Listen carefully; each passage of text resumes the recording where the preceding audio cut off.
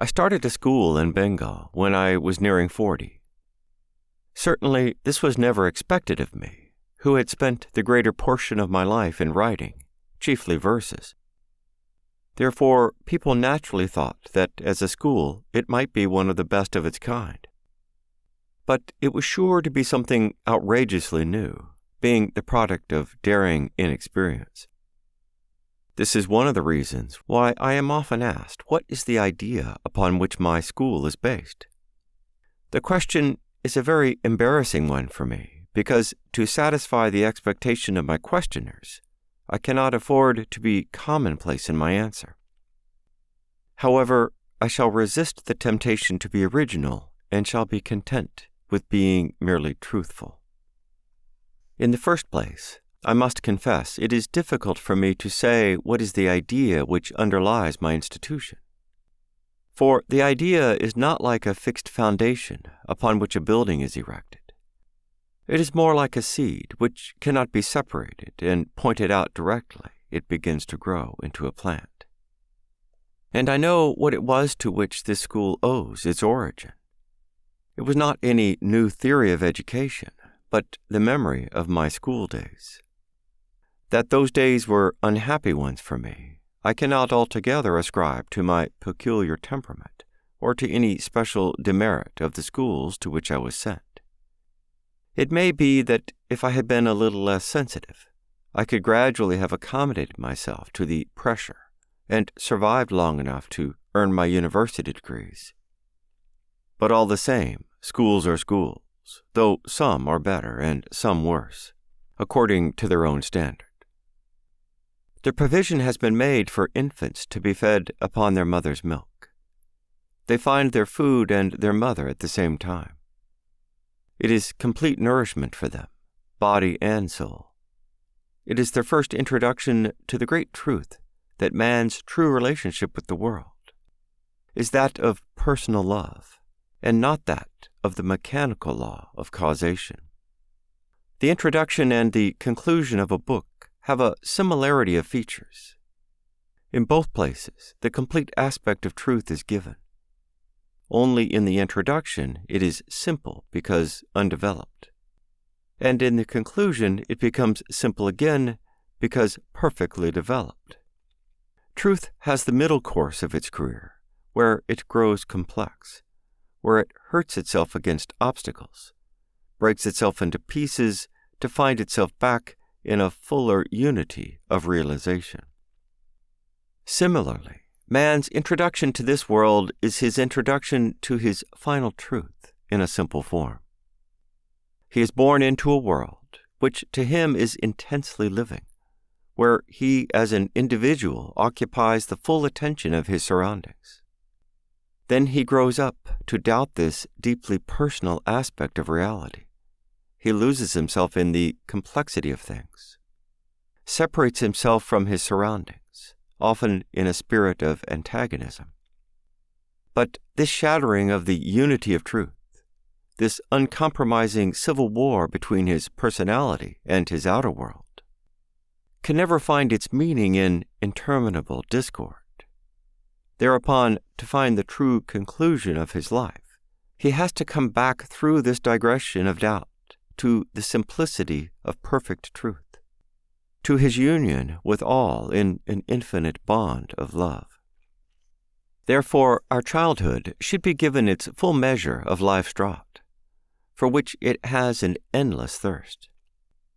The young mind should be saturated with the idea that it has been born in a human world which is in harmony with the world around it. And this is what our regular type of school ignores with an air of superior wisdom, severe and disdainful.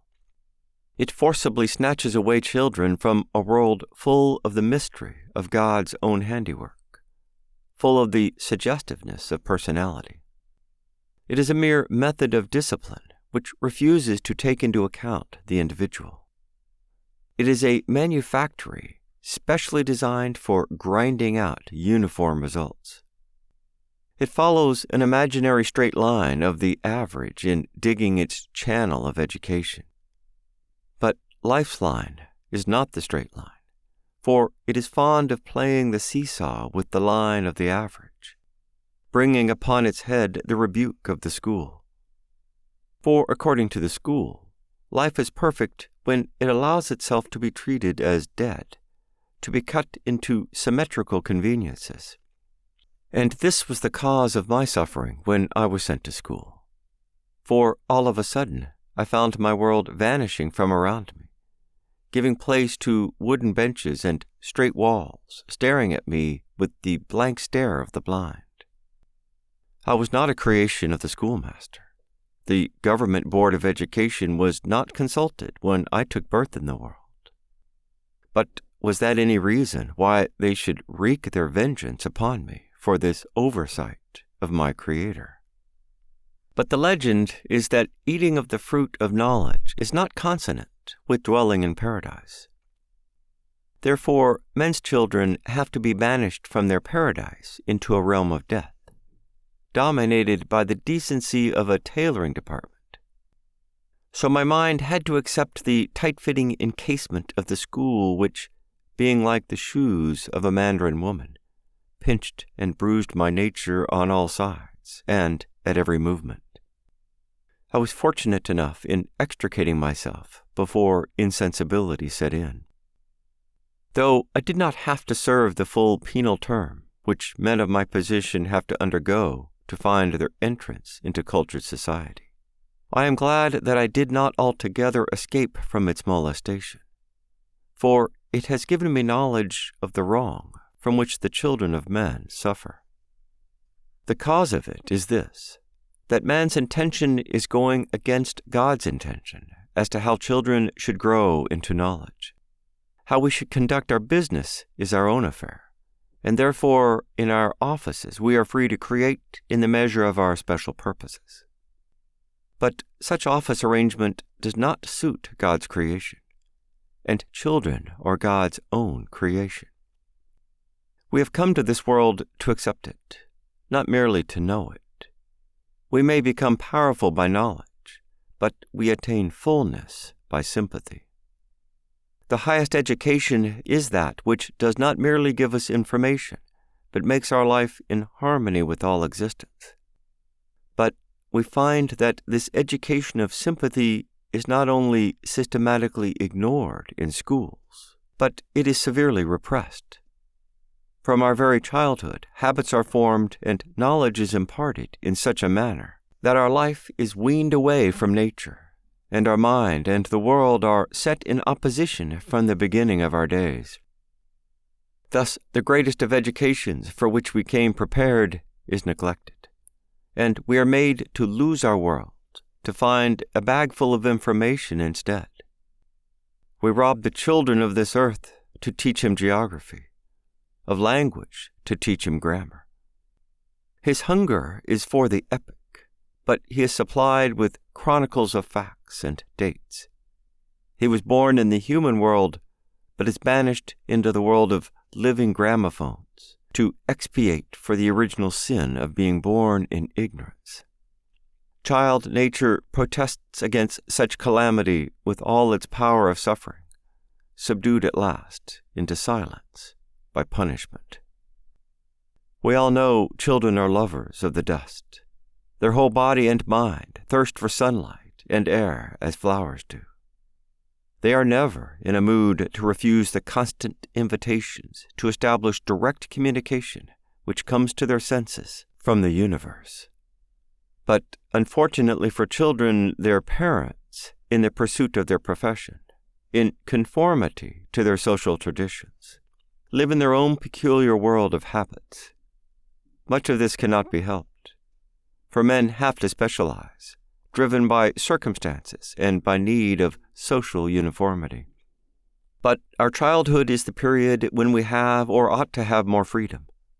Freedom from the necessity of specialization into the narrow bounds of social and professional conventionalism. I well remember the surprise and annoyance of an experienced headmaster, reputed to be a successful disciplinarian, when he saw one of the boys of my school climbing a tree and choosing a fork of the branches for settling down to his studies. I had to say to him in explanation that childhood is the only period of life when a civilized man can exercise his choice between the branches of a tree and his drawing-room chair. And should I deprive this boy of that privilege because I, as a grown-up man, am barred from it? What is surprising is to notice the same headmaster's approbation of the boy's studying botany. He believes in an impersonal knowledge of the tree, because that is science, but not in a personal experience of it. This growth of experience leads to forming instinct, which is the result of nature's own method of instruction. The boys of my school have acquired instinctive knowledge of the physiognomy of the tree. By the least touch, they know where they can find a foothold upon an apparently inhospitable trunk. They know how far they can take liberty with the branches, how to distribute their body's weight so as to make themselves least burdensome to branchlets. My boys are able to make the best possible use of the tree in the matter of gathering fruits, taking rest, and hiding from undesirable pursuers. I myself was brought up in a cultured home in a town, and as far as my personal behavior goes, I have been obliged to act all through my life as if I were born in a world where there are no trees. Therefore, I consider it as a part of education for my boys to let them fully realize that they are in a scheme of existence where trees are a substantial fact, not merely as generating chlorophyll and taking carbon from the air, but as living trees. Naturally, the soles of our feet are so made that they become the best instruments for us to stand upon the earth and to walk with. From the day we commenced to wear shoes, we minimized the purpose of our feet. With the lessening of their responsibility, they have lost their dignity, and now they lend themselves to be pampered with socks, slippers, and shoes of all prices and shapes and misproportions. For us, it amounts to a grievance against God for not giving us hooves instead of beautifully sensitive soles. I am not for banishing footgear altogether from men's use, but I have no hesitation in asserting that the soles of children's feet should not be deprived of their education, provided for them by nature, free of cost. Of all the limbs we have, they are the best adapted for intimately knowing the earth by their touch. For the earth has her subtle modulations of contour, which she only offers for the kiss of her true lovers, the feet. I, from all naked contact with the dust, when I try to emulate my boys in walking barefoot, I painfully realize what thickness of ignorance about the earth I carry under my feet. I invariably choose the thorns to tread upon in such a manner as to make the thorns exult. My feet have not the instinct to follow the lines of least resistance, for even the flattest of earth's surfaces has its dimples of diminutive hills and dales, only discernible by educated feet. I have often wondered at the unreasonable zigzag of footpaths across perfectly plain fields. It becomes all the more perplexing when you consider that a footpath is not made by the caprice of one individual. Unless most of the walkers possessed exactly the same eccentricity, such obviously inconvenient passages could not have been made. But the real cause lies in the subtle suggestions coming from the earth, to which our feet unconsciously respond. Those for whom such communications have not been cut off can adjust the muscles of their feet with great rapidity at the least indication. Therefore, they can save themselves from the intrusion of thorns, even while treading upon them, and walk barefooted on a gravelly path without the least discomfort. I know that in the practical world shoes will be worn, roads will be metalled, cars will be used, but during their period of education, should children not be given to know that the world is not all drawing-room, that there is such a thing as nature to which their limbs are made beautifully to respond? There are men who think that by the simplicity of living, introduced in my school, I preach the idealization of poverty which prevailed in the medieval age. The full discussion of this subject is outside the scope of my paper, but seen from the point of view of education, should we not admit that poverty is the school in which man had his first lessons and his best training?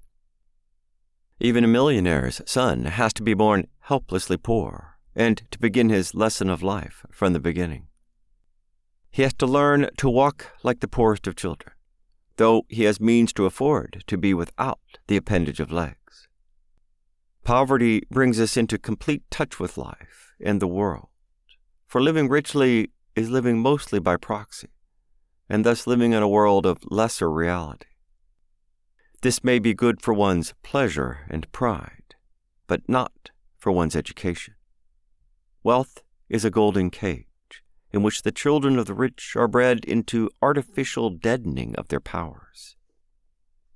Therefore, in my school, much to the disgust of the people of expensive habits, I had to provide for this great teacher, this bareness of furniture and materials, not because it is poverty, but because it leads to personal experience of the world.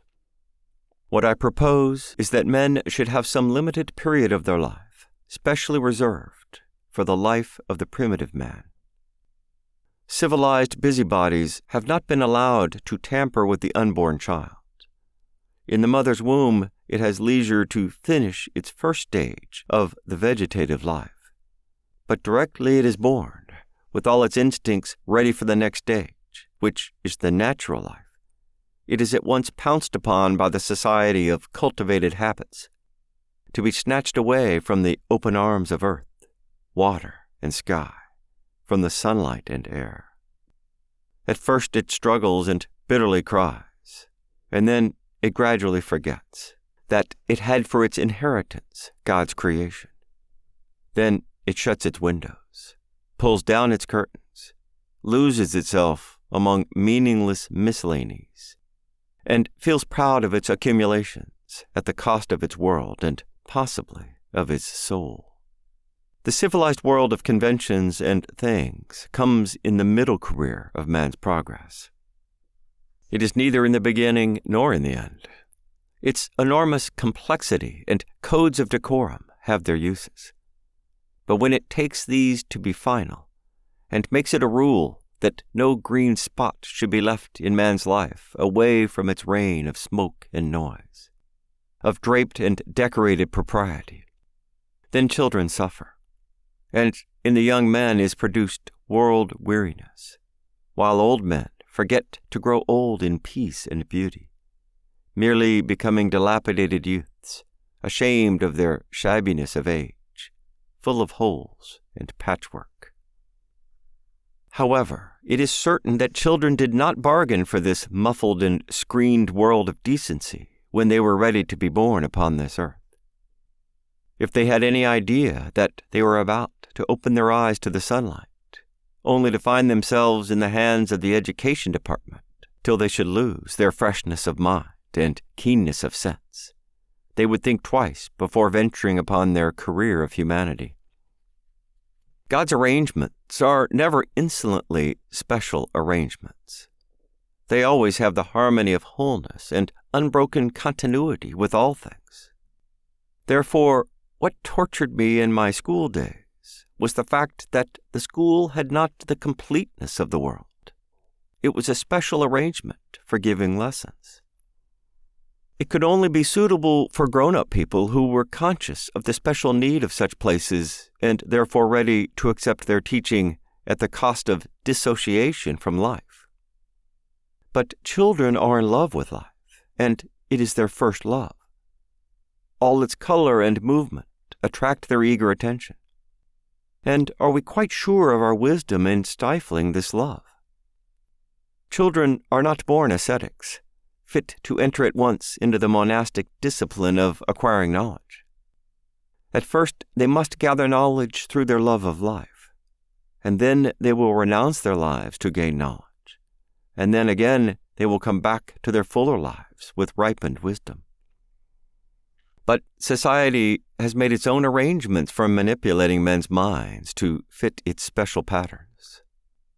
These arrangements are so closely organized that it is difficult to find gaps through which to bring in nature.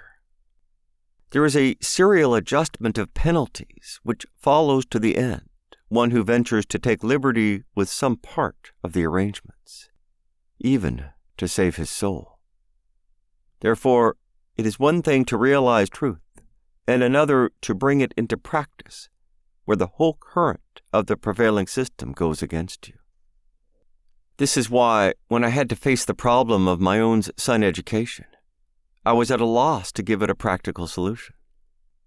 The first thing that I did was to take him away from the town surroundings into a village and allow him the freedom of primeval nature as far as it is available in modern days. He had a river, noted for its danger, where he swam and rode without check from the anxiety of his elders. He spent his time in the fields and on the trackless sandbanks, coming late for his meals without being questioned.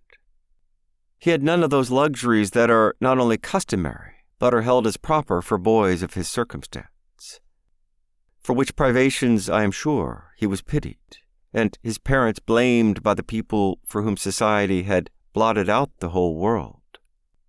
But I was certain that luxuries are burdens to boys.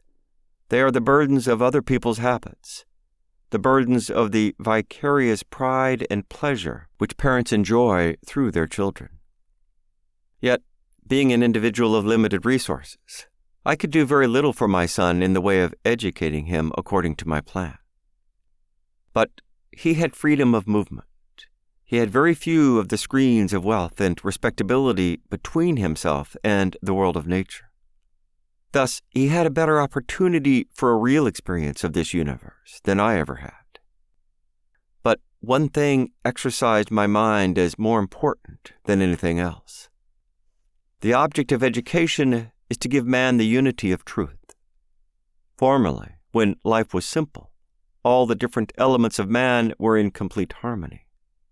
But when there came the separation of the intellect from the spiritual and the physical, the school education put entire emphasis on the intellect and the physical side of man. We devote our sole attention to giving children information, not knowing that by this emphasis we are accentuating a break between the intellectual, physical, and the spiritual life. I believe in a spiritual world, not as anything separate from this world, but as its innermost truth. With the breath we draw, we must always feel this truth, that we are living in God.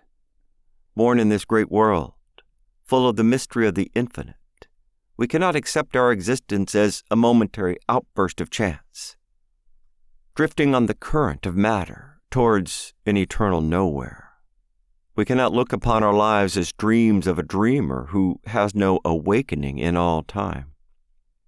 We have a personality to which matter and force are unmeaning unless related to something infinitely personal, whose nature we have discovered in some measure in human love, in the greatness of the good, in the martyrdom of heroic souls, in the ineffable beauty of nature, which can never be a mere physical fact, nor anything but an expression of personality. Experience of this spiritual world, whose reality we miss by our incessant habit of ignoring it from childhood, has to be gained by children by fully living in it, and not through the medium of theological instruction. But how this is to be done is a problem difficult of solution in the present age. For nowadays, men have managed so fully to occupy their time that they do not find leisure to know that their activities have only movement, but very little truth, that their soul has not found its world. In India, we still cherish in our memory the tradition of the forest colonies of great teachers. These places were neither schools nor monasteries, in the modern sense of the word. They consisted of homes where, with their families, lived men whose object was to see the world in God and to realize their own life in Him. Though they lived outside society, yet they were to society what the sun is to the planets, the center from which it received its life and light. And here boys grew up in an intimate vision of eternal life before they were thought fit to enter the state of the householder. Thus, in the ancient India, the school was there where was the life itself. There the students were brought up, not in the academic atmosphere of scholarship and learning, or in the maimed life of monastic seclusion, but in the atmosphere of living aspiration. They took the cattle to pasture, collected firewood, gathered fruit, cultivated kindness to all creatures, and grew in their spirit with their own teacher's spiritual growth. This was possible because the primary object of these places was not teaching, but giving shelter to those who lived their life in God. That this traditional relationship of the masters and disciples is not a mere romantic fiction is proved by the relic we still possess of the indigenous system of education, which has preserved its independence for centuries, to be about to succumb at last to the hand of the foreign bureaucratic control. These chatuspathis, which is the Sanskrit name for the university, have not the savor of the school about them. The students live in their master's home like the children of the house, without having to pay for their board and lodging or tuition. The teacher prosecutes his own study, living a life of simplicity, and helping the students in their lessons as a part of his life, and not of his profession. This ideal of education through sharing a life of high aspiration with one's master took possession of my mind. The narrowness of our caged-up future and the sordidness of our maimed opportunities urged me all the more towards its realization. Those who in other countries are favored with unlimited expectations of worldly prospects can fix their purposes of education on those objects. The range of their life is varied and wide enough to give them the freedom necessary for development of their powers. But for us to maintain the self-respect which we owe to ourselves and to our Creator, we must make the purpose of our education nothing short of the highest purpose of man, the fullest growth and freedom of soul. It is pitiful to have to scramble for small pittances of fortune.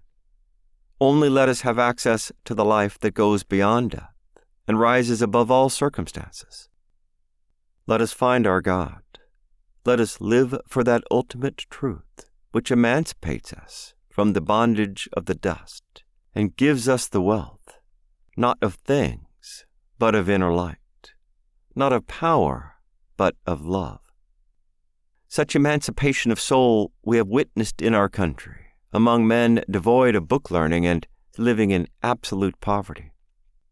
In India, we have the inheritance of this treasure of spiritual wisdom.